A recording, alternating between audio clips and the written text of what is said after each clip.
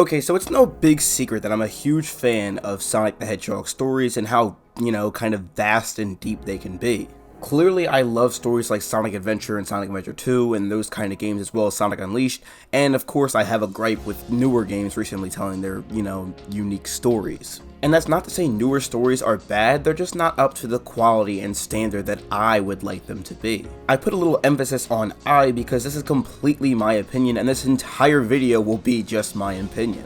I can't stress this enough because there are people out there who really do enjoy stories from games like Sonic Lost World and Sonic Forces. While they're far from being anywhere close to my favorite stories, I do want to acknowledge that there are people out there who do like these stories and we should not just go forgetting about them. But with that being said, how important are these stories to the actual series? Do these Sonic stories even matter to begin with? Oftentimes, we as fans lose ourselves so much in the plot that we actually do not even care what the gameplay looks like. What's going on, guys? It's SONICSTA, and in today's video I'm going to be addressing the level of importance these stories actually have on the series. Now, like I said earlier, these takes are completely my own personal opinion, and if you disagree with me on anything, just let me know in the comment section down below. And as always, if you do end up liking this video, please remember to hit that like and subscribe button. It really helps me and my channel out a ton. But anyway, with all that being said and done, let's just jump right off into the video. Okay, so first things first, before I address anything else, and this is probably going to be the most obvious thing you hear all day, but Sonic the Hedgehog began and is still predominantly a video game franchise. Now, you can make the claim saying that Sonic the Hedgehog is a multimedia franchise, and I completely agree with you on that point, but let's realize that Sonic the Hedgehog really is truly a video game character. Okay, so with that being said, I do want to now talk about what a story does to a video game. With Sonic being a video game character, it's really important to address the level of importance a story has on a game in general. Okay, so video games are a source of entertainment. It's somewhere you can go where you can just calm down and have a good time. Now, the reason you would play a video game as opposed to watching a movie or reading a comic or anything along those lines is because you would actually be living the experience. You're part of what's going on here. In other words, video games are a product that thrives on immersion. Not to say movies don't do that too, because every time I leave some sort of Marvel movie, I feel like I'm a superhero and want to go fight some bad guys. And I'm sure you felt that exact same feeling before as well. And that's not a bad thing. What that basically means is the movie did a pretty good job of immersing you in its story. But I think the thing that separates a movie and a game is that in a video game, you're actually playing the experience. You're going to be dictating the actions of the character, and you're the reason why this thing happened. In a movie, you're just going to be watching the events happen right before your eyes, and you don't really have any say pretty much what happens next. So I personally would argue that these are two completely different types of immersion methods. So with that being said, let's go back to Sonic here for a second. Now, I'm going to go on a limb here and say that you probably don't play Sonic the Hedgehog games for the story. You likely play these games for the actual gameplay. Now, that's not to say that the characters, the story, and the music don't matter to you, it's just that you prefer to play a game for the actual game. All of the things I listed here are nice additives, but that's not the reason why you're playing the game. But let's focus on Sonic the Hedgehog stories for a moment here.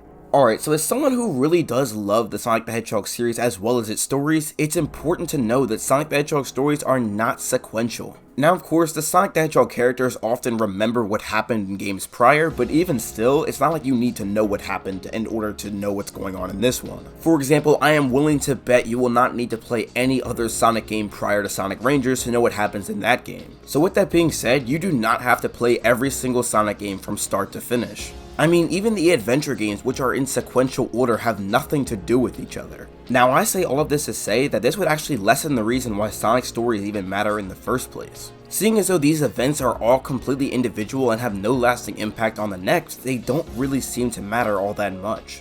I mean, even the early days of Sonic the Hedgehog with Sonic 1, 2, and 3, they all had stories, but it wasn't as focused on as it is now. And not to mention, those games actually did pretty well in terms of critical and fan feedback.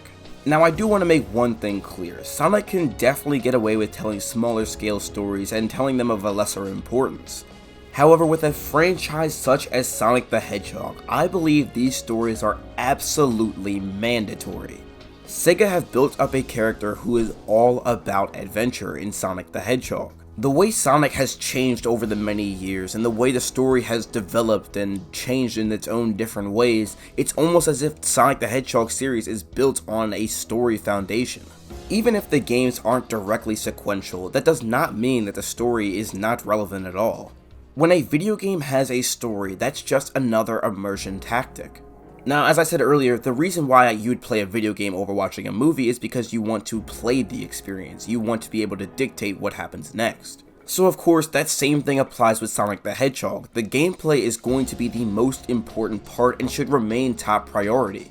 Personally, I do not care how good the story is. If the gameplay is lacking, then nothing else will matter. Ultimately, when making a video game, you want the gameplay to be the most memorable experience, especially if you're making a platforming game like Sonic the Hedgehog. So personally, I would definitely have to say that stories in Sonic the Hedgehog games definitely do matter. And while I do think that stories should not be the most important thing going forward, I do believe that their importance should not go under question. In the end, the gameplay and the story should really complement each other, that way the story can actually matter.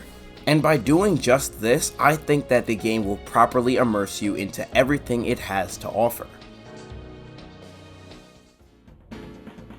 What's going on, guys? Thank you all so much for sticking around to the end of the video. But now I want to hear from you. How important do you think the Sonic the Hedgehog stories are? Do you think they even matter? As always, let me know all of your thoughts in the comment section down below. Personally, as I said earlier, I think these stories actually matter a lot, and I think they dictate how the series is and how it's different from other video game franchises. All in all, these stories just might be another reason why you play Sonic the Hedgehog games. But anyway, if you ended up liking this video, please remember to hit that like and subscribe button. It really helps me and my channel out a ton. Oh, and also turn on the post notifications bell, that way you never miss a video. And one final thing before I go here is I want to take the time to shout out some of my amazing channel members. Thank you all so much for your everlasting support on my videos. You guys continue to drive and motivate me to make the best content that I can possibly make. If it weren't for you guys, videos like these would not even be possible. If you want to become a member of my channel, there'll be more information in the description down below. But anyway, with all that being said and done, thank you all so much for watching. This is SONICSTA signing out. Have a blessed day, y'all. Why are you playing that trash?